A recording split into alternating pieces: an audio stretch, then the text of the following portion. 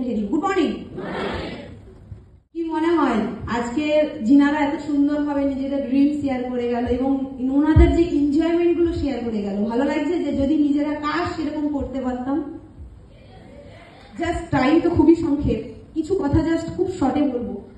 দেখুন, আজকে সব থেকে বড় জিনিস, আমার সম্পর্কে অনেকেই অনেক কিছু জানেন, জাস্ট কয়েকটা কথা।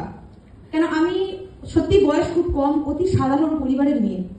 এই জয় হিন্দ অডিটোরিয়ামটা আজকের বলে আজ নয়। মনে পড়ছে যখন স্যার গাড়ি পেয়েছিলেন, আমি এখানে অনেক স্যারকে গাড়ি পেতে দেখেছি এবং আমি পিছনে বসতাম, কোনো সময় ভলেন্টিয়ারিং করতাম এবং আজকের দিনে সেই হলে কিন্তু আমি নিজের গাড়ি নিয়ে এসেছি এবং ফার্স্ট টাইম যখন ঢুকছিলাম নিজেকে ফিল করছিলাম যে একদিন এই হলে আসতাম, অটোতে করে এই হলেই আসতাম, হচ্ছে কি ট্রেনে করে, আজকে সেই হলে আসছি নিজের গাড়িতে বসে এবং নিজের গাড়ি নিয়ে। জাস্ট আজকে বলতে পারেন আমার কাছে সত্যি প্রাউড মুভমেন্ট।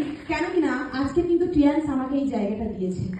কেন সত্যি বলতে আমার যদি এই জায়গাটা আমার যদি টিয়ান্স না দিত আমাকে, হয়তো মেবি এটা কোনোদিনও পসিবল ছিল না। টিয়ান্স ছাড়া এটা ইম্পসিবল।